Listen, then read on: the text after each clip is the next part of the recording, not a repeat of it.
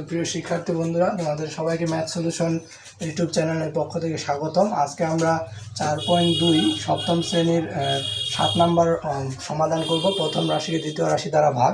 তো আমরা প্রথম রাশিকে সর্বদা ভাজ্য ধরে আমরা কাজটা করব, দেখো। আর দ্বিতীয় রাশি হচ্ছে ভাজক। তো আমরা প্রথমে ভাজকটা লিখব a স্কোয়ার b স্কোয়ার, ভাজ্য হচ্ছে তোমার 3a cube b square minus 2a square B cube, এই হচ্ছে তোমার ভাগ।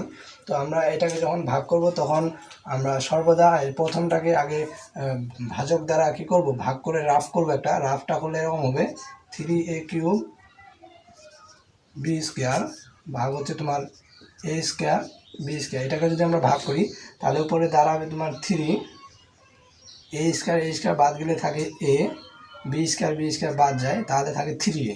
অতএব আমরা যদি 3a দ্বারা ভাগ করি প্রথম রাশিটাকে, তাহলে অটোমেটিক দেখবা যে এটা মিলে যাবে। এটা এই 3a কে দ্বারা যখন আমরা a স্কোয়ার বি স্কোয়ার গুণ করবো তখন 3a কিউব আর বি স্কোয়ার আসে। তারপরে আমরা যদি এটাকে নিচে চিহ্ন পরিবর্তন করি তাহলে প্লাস ছিল মাইনাস 3a স্কোয়ার এ কিউব বি স্কোয়ার আর 3a কিউব বি স্কোয়ার কাটা যায়, তাহলে পরবর্তীতে থাকে minus 2a square B cube. এখন এটাকে আবার আমরা ভাজক দ্বারা কি করব, ভাগ করব। তো যদি ভাগ করি তাহলে আবার যদি রাফ করে আমরা দেখো রাফ করে পাই মাইনাস 2a। এখন এটা হচ্ছে আমাদের ভাজ্য a স্কোয়ার বি কিউব ভাগ হবে তোমার a স্কোয়ার বি স্কোয়ার। তাহলে থাকবে কি মাইনাস একটা থেকে যাবে, a স্কোয়ার চলে গেলে বি স্কোয়ার আর বি স্কোয়ার গেলে শুধু একটা বি থাকে, তাহলে মাইনাস বি আসে না, মাইনাস 2b, সরি, কারণ 2টা আছে, মাইনাস 2b। তো এবার যদি আমরা মাইনাস 2b দ্বারা ভাগ করি তাহলে এই মাইনাস 2b দ্বারা a স্কোয়ার বি স্কোয়ারকে গুণ করলে অটোমেটিক আমাদের আসবে minus 2a square B cube. এখন চিহ্ন পরিবর্তন করে কাটাকাটি করলে 0। অতএব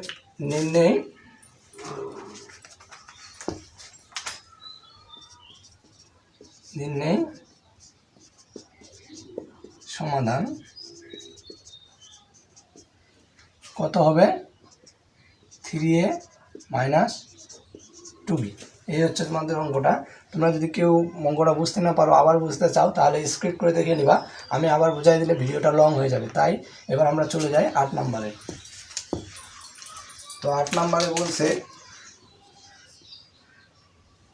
36 x পাওয়ার 4y কিউব প্লাস 9 x পাওয়ার 5y স্কোয়ার 9xy।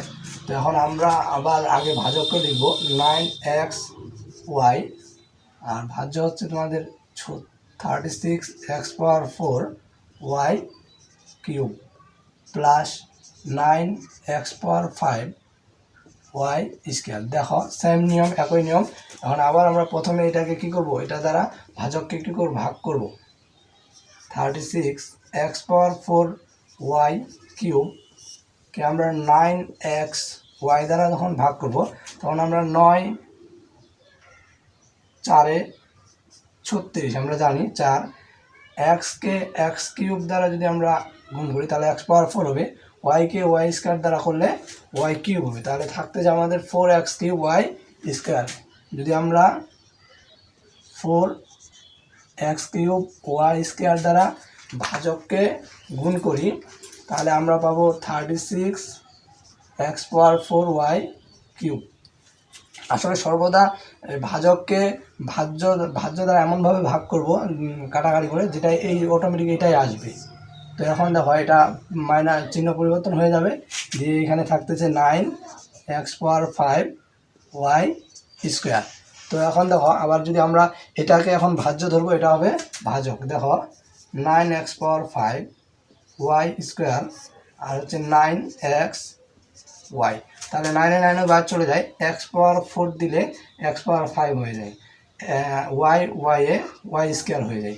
তাহলে x পাওয়ার 4y যেহেতু প্লাস ছিল, প্লাস x পাওয়ার 4y তাহলে এক্স পাওয়ার 4 ওয়াই দ্বারা যখন ভাজকটাকে গুণ করবা তখন দেখবো পাবা 9 এক্স পাওয়ার 5 ওয়াই স্কোয়ার নিচে 0। অতএব নির্ণয়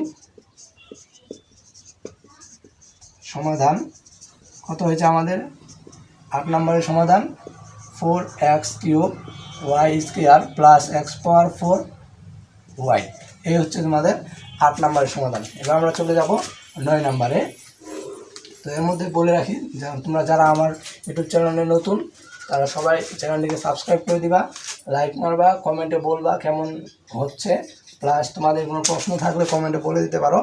9 নম্বরে দেখো a³ b power 4 minus 3 a power 7 b পাওয়ার 7 সব অঙ্ক একই ধাঁচে। দেখো এখানে মাইনাস ভাজককে বলে দিছে মাইনাস a³ b³ দেখো এবার আমরা ভাজকের জায়গায় মাইনাস দ্বারা করব, তাহলে আবার ভাজককে আগে বসায় দিই a³ b³ আর হচ্ছে তোমার a³ b power 4 minus a power 7 b পাওয়ার 7। এটাকে যদি করি ওই সেম নিয়ম আবার আগে রাফ করব আমরা, ভাজক দ্বারা কি করব ভাগ করে রাফ করব a³ b পাওয়ার 4 আর নিচে হচ্ছে তোমার a³ আর হচ্ছে তোমার মাইনাস a³ b³ যখন করবা a³ বাদ চলে যাবে, b³ আর b এ গুণ করলে হবে b পাওয়ার 4 মাইনাস একটা ছিল মাইনাস b। অতএব প্রথমে যদি আমরা মাইনাস b দ্বারা গুণ করি ভাজককে তাহলে আমরা পাবো a³ b পাওয়ার 4 এটা পাবো।